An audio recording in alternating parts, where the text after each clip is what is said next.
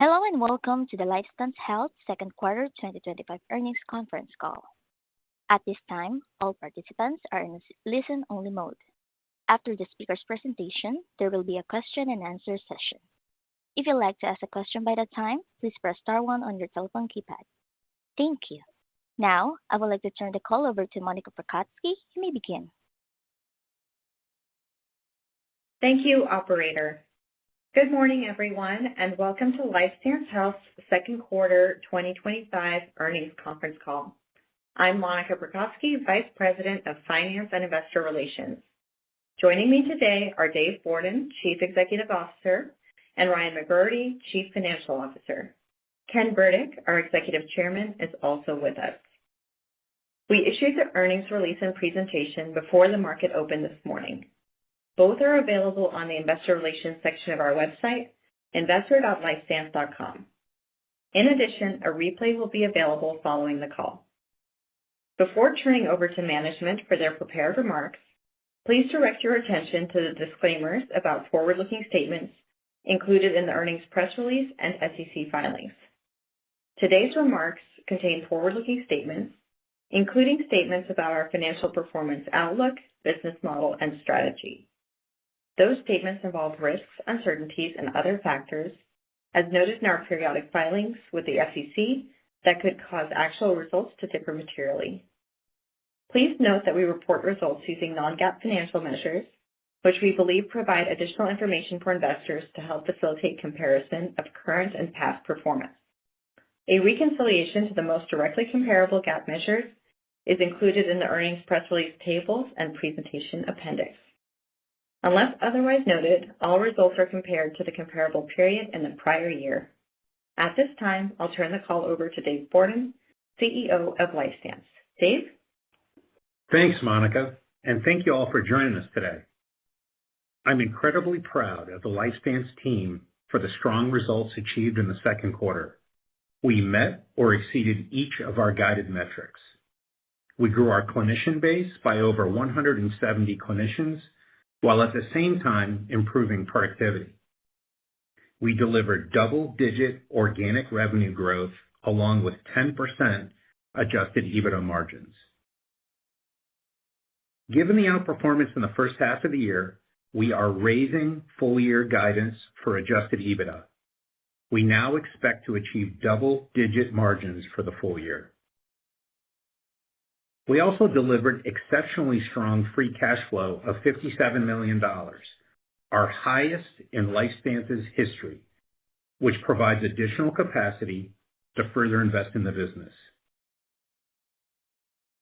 Our model, with the ability to deliver both in-person and virtual care, along with a focus on patients covered by commercial payers, continues to demonstrate its resilience and differentiation. We remain well-positioned to navigate a dynamic healthcare environment as we focus on expanding access to high-quality and affordable mental health care. This quarter, we made meaningful progress to drive improvements in the performance of the business. From an operational perspective, our clinicians' commitment to delivering high-quality patient care continues to be the driving force behind our success. We're proud to have a team of over 7,700 clinicians, an increase of 173 just this quarter, which is further validation that our value proposition is continuing to resonate.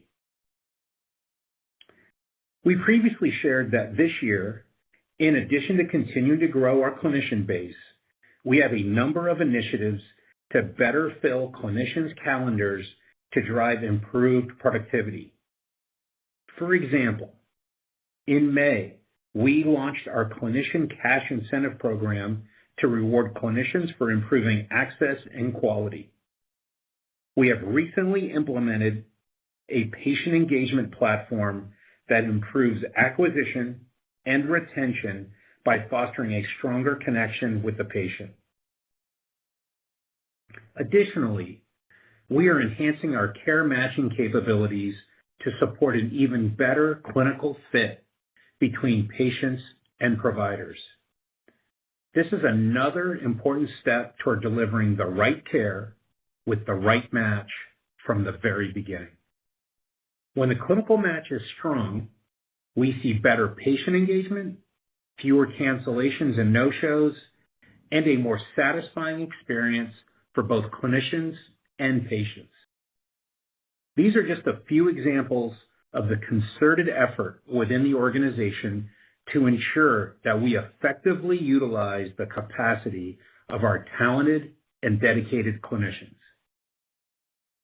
In the second quarter, we saw improvement in productivity and believe there will be further improvement in the back half of the year as a result of these and other initiatives. From a technology perspective, we're entering a new chapter of our tech enablement, including a greater emphasis on AI and digital solutions.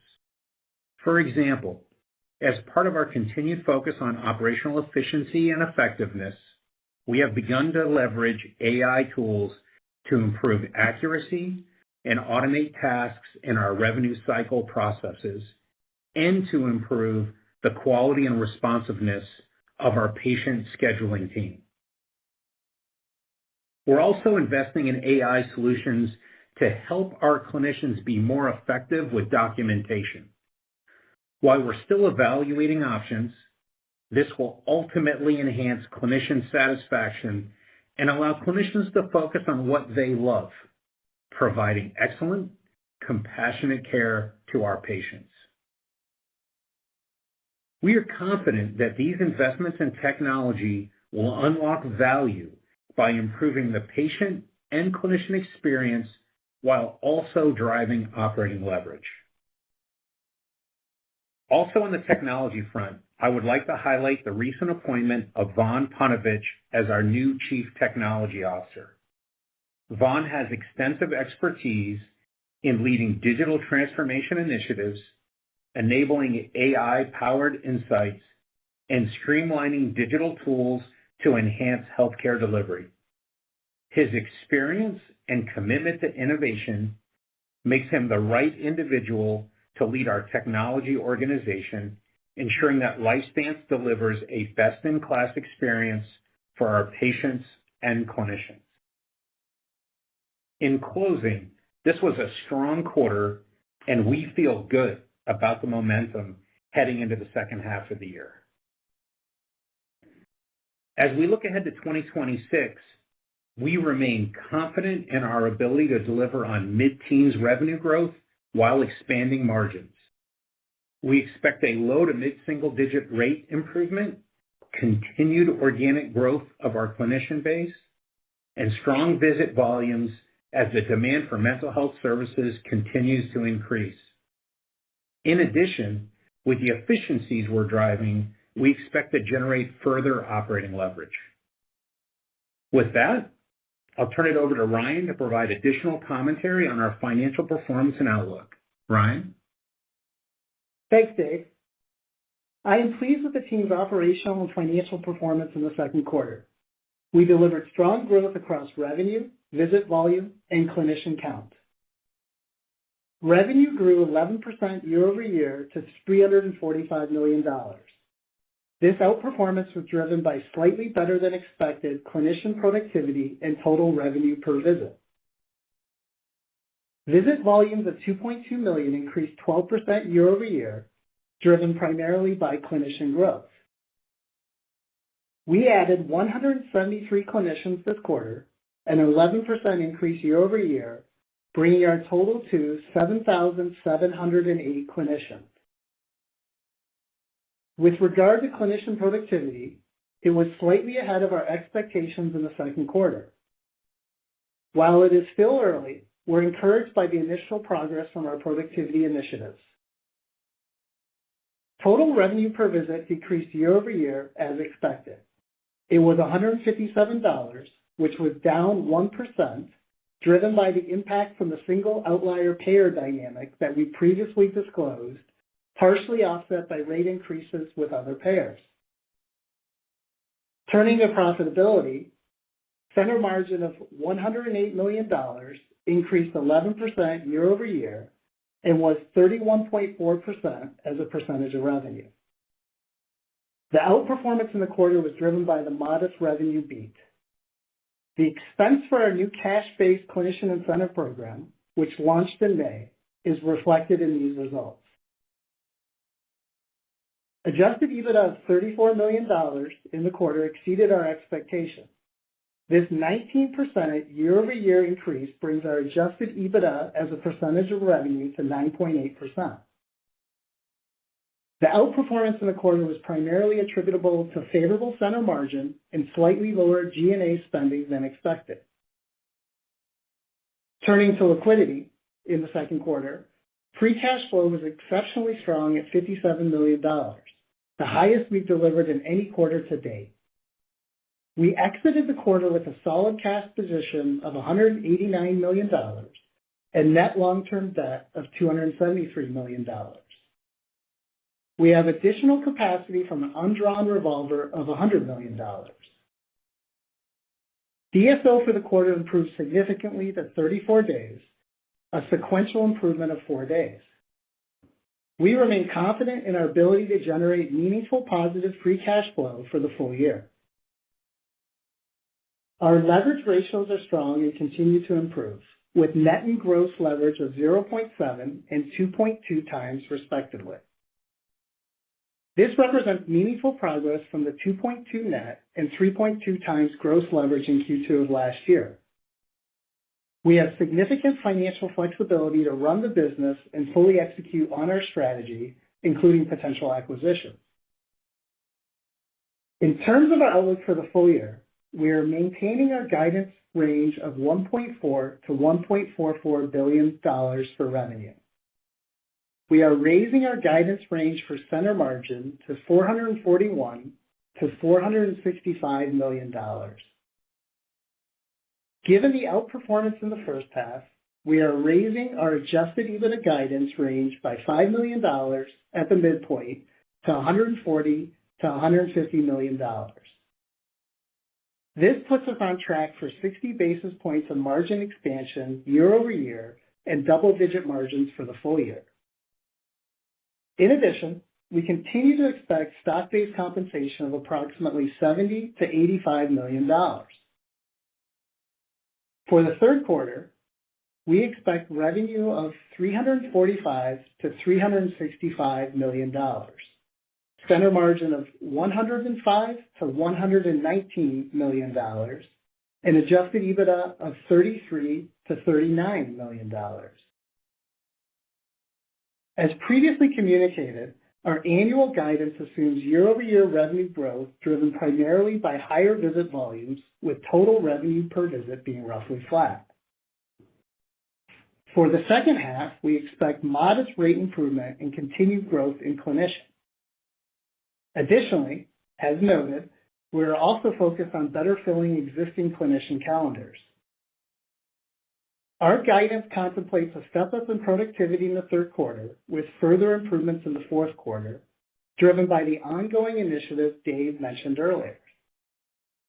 The combination of these drivers will lead to higher revenue in the back half of the year.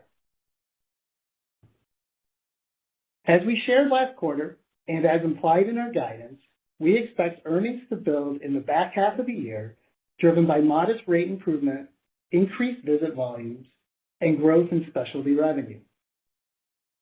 We expect to see a step-up in adjusted EBITDA margins in the second half over the first half.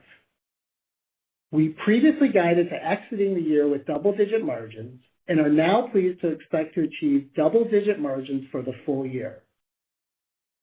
Looking ahead, we feel confident in 2026 and the coming years. We expect to benefit from industry tailwinds, including increasing demand for mental health services and patient trends from cash pay toward commercial insurance. At Lifestance, we are well positioned to take advantage of the macro trends and anticipate growing revenue in the mid-teens through increased visit volumes, rates, and specialty services. We remain confident that 15 to 20% margins are achievable in the long term as we drive center margin expansion and operating leverage in the business.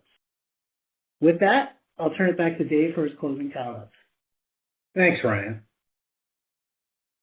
In closing, this was a great quarter for Lifestance.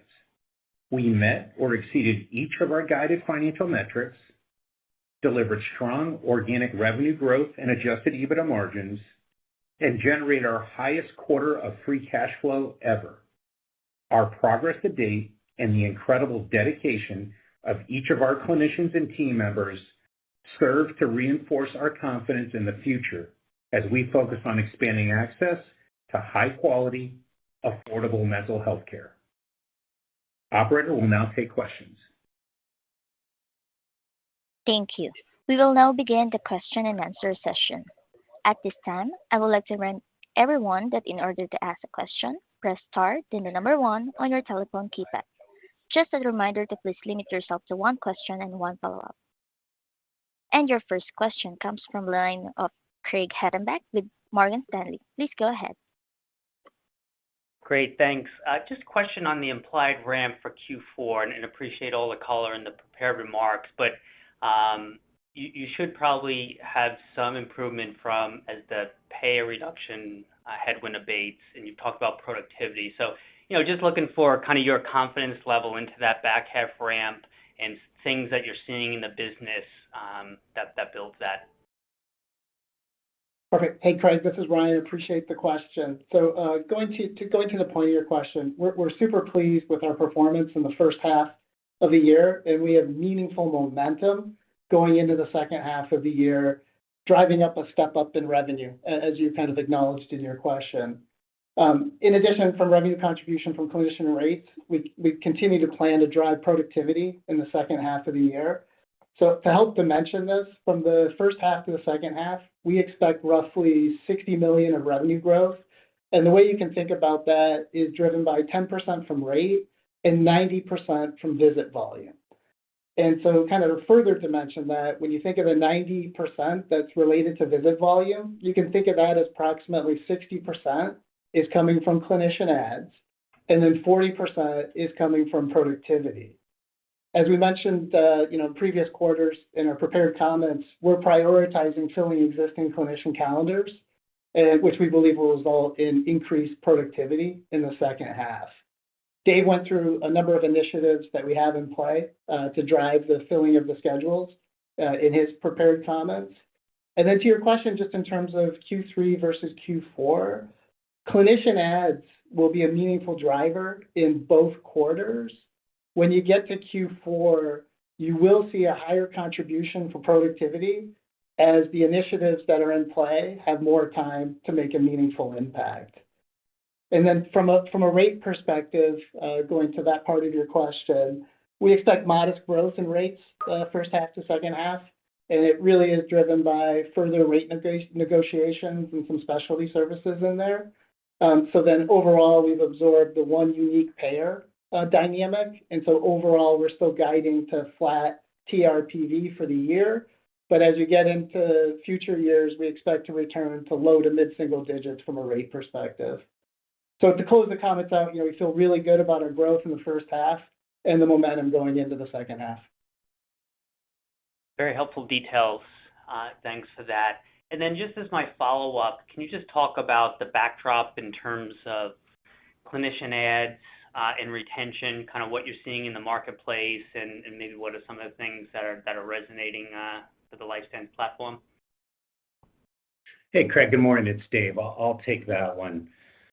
In regards to the clinician recruiting retention dynamics, first of all, we feel good about our clinician net adds in the Q1 and Q2. They were consistent with our expectations, and that's really the result of stable retention and strong recruiting, which are consistent with the dynamics that we've seen play out now for quite a while. So there's nothing new that I would point to that in the overall environment. It remains a competitive, highly competitive environment for the recruiting and retention of clinicians. And I think with the net growth that you're seeing from us, it's just further validation that our value prop is resonating. Got it. Thanks for that. Your next question comes from the line of Lisa Jill with JP Morgan. Please go ahead. Thanks very much. Good morning. I just wanted to go back to a couple of things. One, on your comment, Ryan, I think that you made around cash pay shifting towards commercial. Do you have any updates on managed care contracting, contracting around that? And just curious, is it that we're seeing expansion of the benefit that comment was made around what you're seeing for cash pay going into the commercial volumes? Lisa, good morning. It's Dave. I'll take that one. So in Ryan's remarks about the tailwinds that we're seeing in the industry and we expect to see as we step into 26, 27, there were two things you referenced. The first was increasing demand overall for mental health services. And the second, which is what you're referencing, is a shift from cash pay to insurance. And where the point we're making there is that you still have a very high percentage of clinicians today who do not accept insurance. And that is a financial challenge, makes it less affordable for patients. And so what we've seen in recent years and we expect to see in coming years is further migration of the patients from a cash pay environment to using their insurance. And obviously that trend would benefit Lifestance as we focus on patients that have insurance. And do you feel, Dave, that you have the capacity to take on, that incremental patient volume? I think that, right, historically you've been bringing on clinicians and you kind of build their book. Do you feel like you have a lot of capacity today? It's just curiosity from a capacity standpoint. How do I think about that? We do. We feel good about the capacity that we have in our clinicians, existing clinicians. That's why we're actually focused on productivity and better filling out their calendars. The reality is in many markets, we could probably hire more clinicians if we felt that the patient demand was going to be there. Again, it's always a balancing act around how many clinicians we hire, because we need to make sure that we're ramping them at a good pace, or they get dissatisfied and leave, which would drive up turnover. And obviously that's one of the areas that we're focused on improving with retention. Okay, great. Thanks for the comments. Your next question comes from the line of Jamie Perse with Goldman Sachs. Please go ahead. Hey, thank you. Good morning. I wanted to follow up on the first question around implied guidance for 4Q. I think if we take the midpoint at 3Q and the full year, that implies about 19% revenue growth in the fourth quarter. You said about 90% of that is coming from volume, so high teens volume growth. Can you just comment on sort of the sustainability of that? And you mentioned some of the productivity initiatives you're putting in place that support the ramps to that type of volume growth, exiting the year. Can you just spend a minute on what those are and your assumptions around how those initiatives translate into the improved volume growth? Yeah, sure, Jamie. So this is Ryan. I'll start off, and then Dave will provide a little bit more color in terms of some of the initiatives that we're doing in totality. So you got the quantum right, just in terms of if you kind of go back and kind of think of the progression of revenue. Revenue grew Q1 to Q2 by $12 million, Q2 to Q3, we're expecting $10 million, and then from Q3 to Q4, we're expecting roughly $30 million. And the way I kind of have you think about that, similar to my second half, first half commentary, is think about 75 to 80% of it is coming from clinician adds and productivity. And then, roughly split for that 70-80%, 50-50 to productivity. So as you kind of put in your question, we've got a number of initiatives in play, both around the incentive program that we put in, care matching, better just practice operation type stuff that really impacts the ability to get folks filled into the clinician schedule. And so we're pleased with the progress that we've shown to date. We had productivity improvement Q2 over Q2 of last year. And so we like the momentum that we're seeing around productivity, and then the initiatives kind of ramping up and taking hold through Q3 into Q4. So Dave, I don't know if there's anything further you want to put on the initiatives. Yeah, I mean, well, that was well said. One thing I just close on is just a reminder of why we're doing this. So we're trying to improve retention of our clinicians, and we're listening to them around where their pain points are. And one of the big ones that they've highlighted for us is they'd like their calendars to be more full. And so that's the focus on productivity. This isn't something we're forcing on them. This is something they're asking for. Now, the additional benefit to us as Lifestance is obviously that makes us more efficient if we're able to have our existing clinicians be more productive. Okay, thanks. That's helpful. And then just one on the free cash flow. You guys mentioned this a couple times in the script, $57 million generated in the quarter. Looks like there was pretty good working capital performance on things like accounts payable and accrued payroll. Just anything to call out there in terms of being one time. And then if I look at free cash flow on a year-to-date basis, conversion's around 68%. I think that normalizes for some of these timing elements. How would you just generally frame free cash flow outlook going forward, free cash flow conversion on a sustainable basis? Yeah, sure, Jamie. This is Ryan again. You captured some of the headline points. Clearly, we achieved exceptional kind of free cash flow here in the first half, and we do feel good about the trajectory as we kind of think through the full year. So in the first half, as you referenced, we drove $46 million year to date, including $57 million in Q2. I do want to point out in Q3, it will be down meaningful from the strong Q2 cash flow. And it really is related to the 401k match. So the 401k match hits in Q3, higher CapEx as it relates to the timing and the phasing of rolling out de novos, and then also just some timing just in terms of accrued payroll. But overall, we feel really good just in terms about the trajectory of the cash flow for the business. Last year was our first year of positive free cash flow, and we're pleased now to be in the second year of strong cash flow generation, which provides us the flexibility to execute on our overall strategic priorities. Yeah, and one thing I'd pile on to Ryan's comments is, I want to make sure we don't walk past it, is the strength of the operational performance of the team with DSO now at 34 days. And we were over 50 at one point last year. And just tremendous work by our team. And each one of those days is worth roughly $3.5 to $4 million of cash. Okay, great. Thank you. Your next question comes from the line of Ryan Daniels with William Blair. Please go ahead. Hey, this is Matthew Mardula on for Ryan Daniels. And this is more of a top-level question, but in the past few weeks, we've seen a noticeable increase in state-level legislation around the use of AI in therapy sessions and just broader AI participation in the mental health industry. I'm curious, do you believe this evolving regulatory environment poses any potential headwinds or opportunities for your business?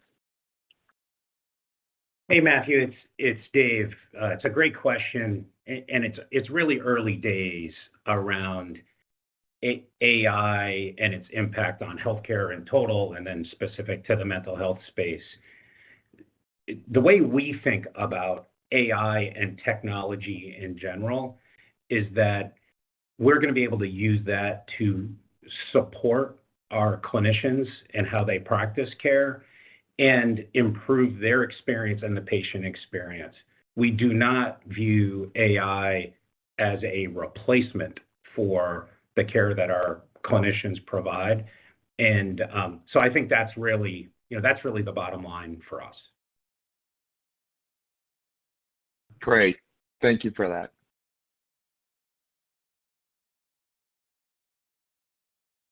Your next question comes from the line of Brian Tanquilut with Jefferies. Please go ahead. Hey, good morning. Just curious, are you seeing any dynamics in the recruitment front that are impacting some of these metrics that you're seeing? I understand some of the comments from earlier, but anything we should be thinking about that could be changing fundamentally in terms of what's happening in the clinician side?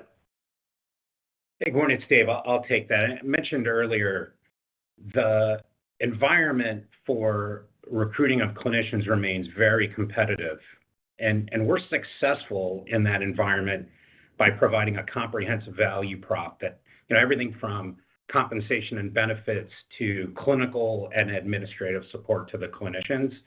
And that recruiting of new clinicians has been the primary driver of our net clinician growth the last couple of years, including this quarter, while we've gotten the retention to a stable level.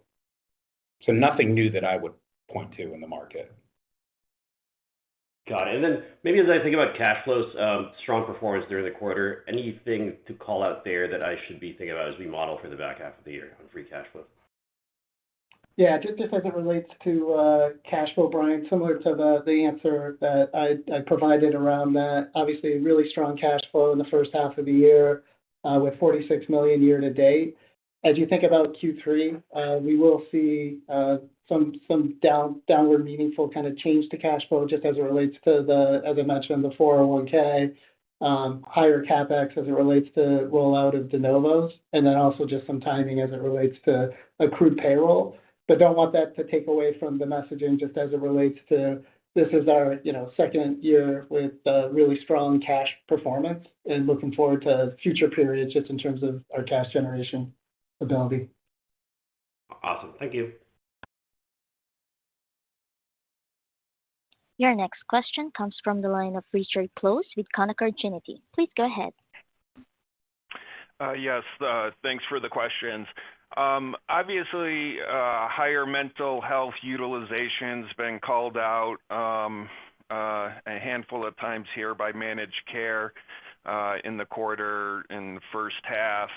You seem pretty positive on the rate environment and the tailwinds in your business. I guess I'm just curious your thoughts on the potential for managed care trying to rein in the rising cost trends in mental health, and just you come from that side of the business previously. Just curious what your perspectives are. Hey, Richard, it's Dave. I'll take that one, and good morning. First of all, I'd say in the payer environment and that dynamic, there's really not been a material change. Payers certainly have financial pressure. That's not new. It may be more heightened for some of them, but again, it's not a new dynamic, and it's something that we've been dealing with them now for a period of time. I'd also say as payers continue to focus on access and increasing access for both their employer clients and their members. So you have that as a counterbalance to the financial pressures. And additionally, I would say there's a few of the payers that are more thought leading that are starting to focus on quality in mental health. And we expect that the market in the coming years will gradually shift toward access, quality, and outcomes. And really, we welcome that change, and we believe we're very well positioned if the market goes in that direction. And where you started your question is, as previously stated, we feel good about our ability to negotiate reimbursement reflective of the value that our clinicians are providing. And next year, we expect to return to that low to mid-single digit rate increase. Okay, that's helpful. And then maybe as a follow-up, just back on the productivity programs that you're implemented, just a clarification on the patient engagement. Is that the same offering that you rolled out earlier in the year? You had mentioned acquisition and retention. Just want a clarification there. And then on the care management capabilities that you talked about, is that new? Is that something new? And do you have any details on any pilots that you did in terms of the improved productivity? Any maybe percentage improvement or whatnot would be helpful. Yeah, this is Dave. I'll take that. There are a number of pieces there. So first of all, on the patient engagement, this is different than the digital patient check-in tool, which I think is what you were referencing. Think of that as more administrative in nature for patients as they're checking in both for a virtual appointment or for an in-person appointment. It allows us to get insurance cards and ID cards, updated addresses, forms signed, things like that. So that's more what that tool was. So it was administrative in nature. This is really more of a patient CRM marketing tool, and it's allowing us to communicate with patients in a more systematic way, a more structured, standardized way, both engaging with a new patient before they've showed up to their first appointment, as well as existing patients and ongoing communications with them around mental health and allowing the clinician to engage with the patient as well. So there's a lot to that. We're very excited. It's something that we don't do today in a standard way throughout the country. And then in regards to the matching, we do matching today, and we do a decent job on matching our patients and our clinicians. However, we believe there is opportunity for improvement in improving that match. And if we're able to do that, what we'll end up with is patients will be stickier with their clinicians and stay with the care, which will improve their health outcomes. It'll also reduce cancellation, no-show rates, and things like that. I wouldn't quote any stats, but we have looked at this from a number of different angles, and we do believe that as we roll this out in the second half of the year, that it will improve, again, that clinician experience, the patient experience, the stickiness, and will drive improved productivity as it better fills our clinicians' calendars. Okay, thank you. Congratulations.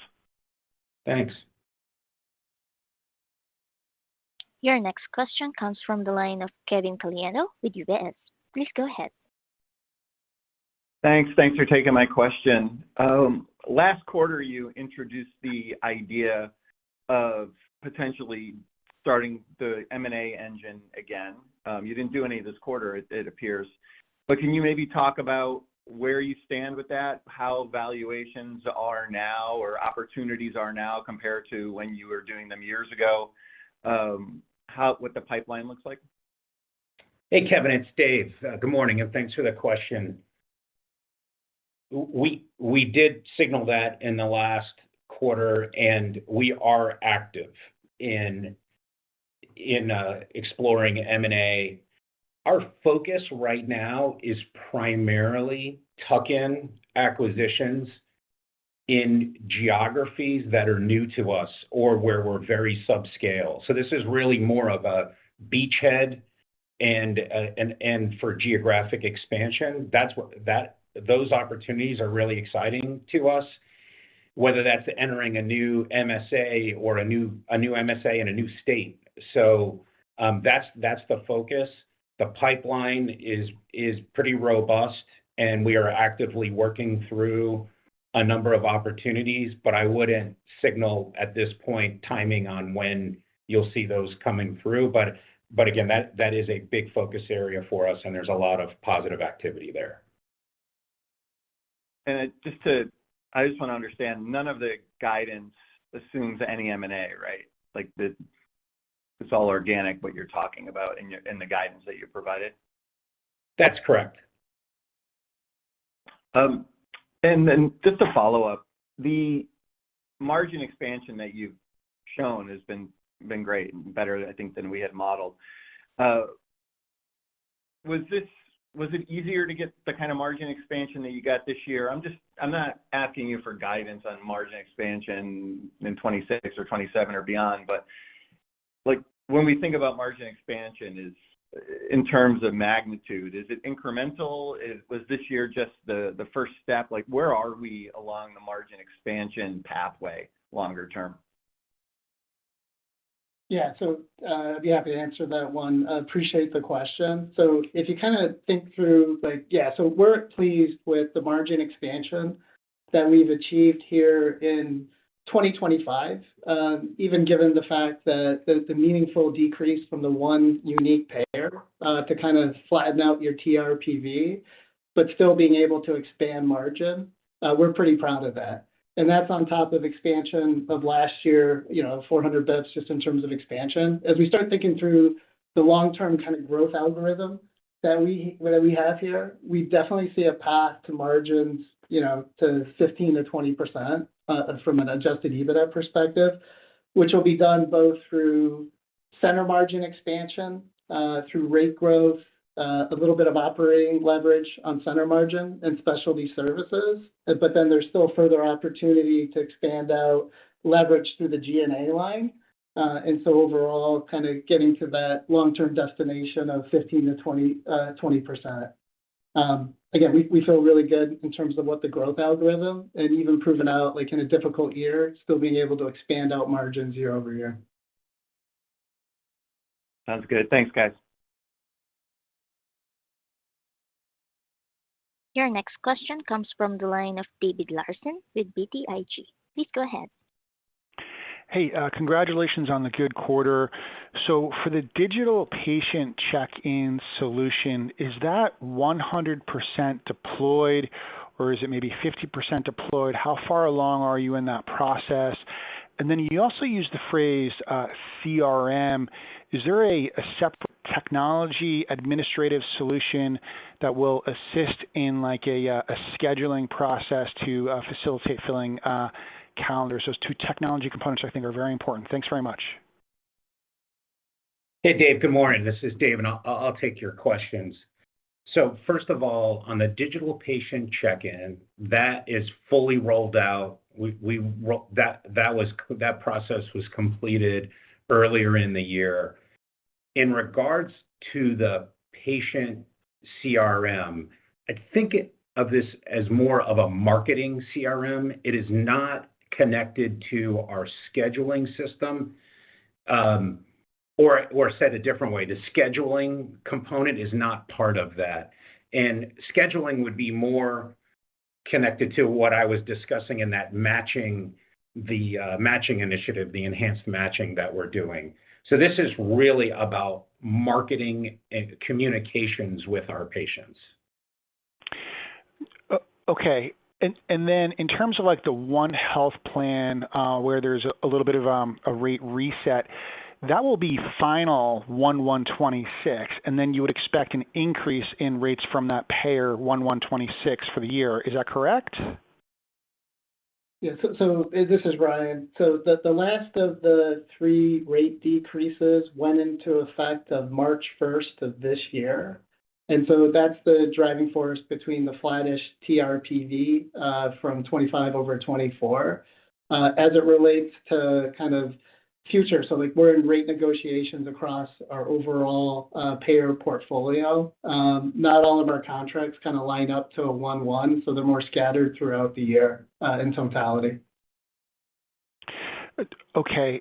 And then just any thoughts on the proposed Medicare fee schedule? It looks to me like the conversion factor could increase by 3 to 4%, and then the RVU weights in some codes for some psych visits also look like they'd be going up mid-single digits. So it looks like reimbursement is looking pretty good for next year. Just any thoughts on that, or the big beautiful bill and the impact that might have, if any, on your business? Thanks.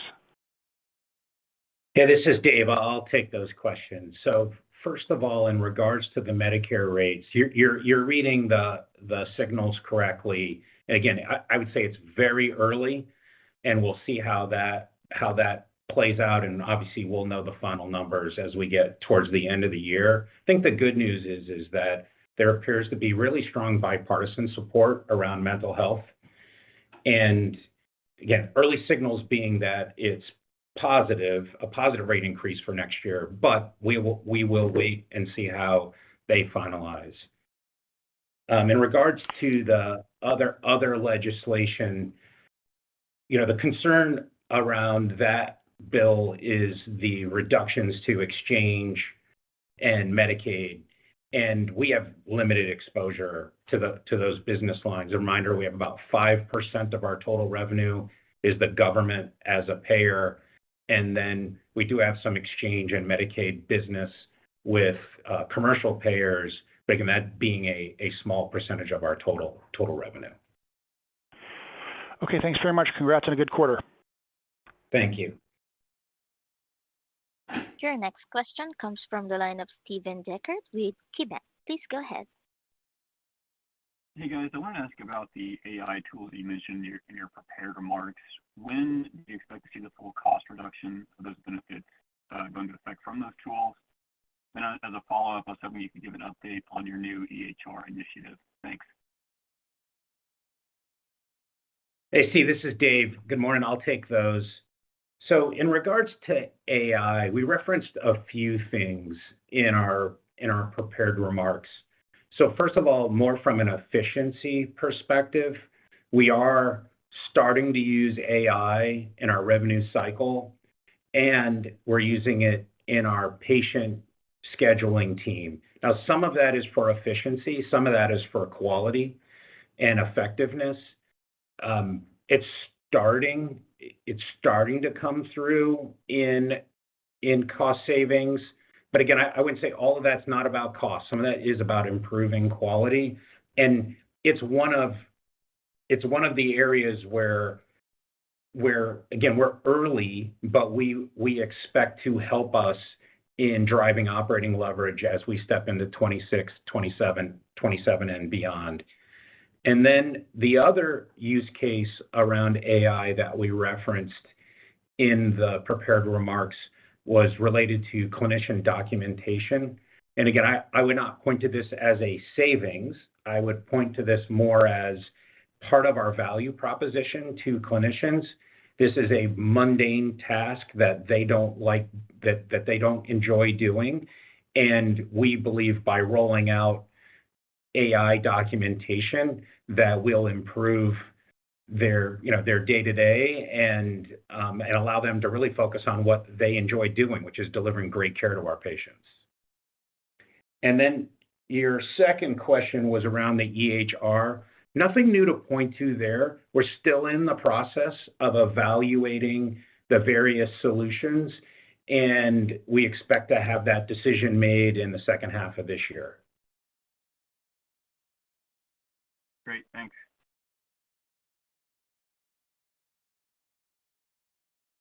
And there are no further questions at this time. I will now turn the call back over to Dave Bourdon, Chief Executive Officer, for closing remarks. Hey, thank you, operator. I'd like to thank our over 10,000 mission-driven teammates who make sure that our patients get the quality care that they need and deserve. I continue to be inspired by the passion and the resilience that you all bring every day. Our services are needed more than ever, and we look forward to furthering the positive impact that we can have on the millions of Americans whose lives can be improved by the high-quality mental health care services that Lifestance provides. Thank you for joining us today. Ladies and gentlemen, that concludes today's call. Thank you all for joining. You may now disconnect.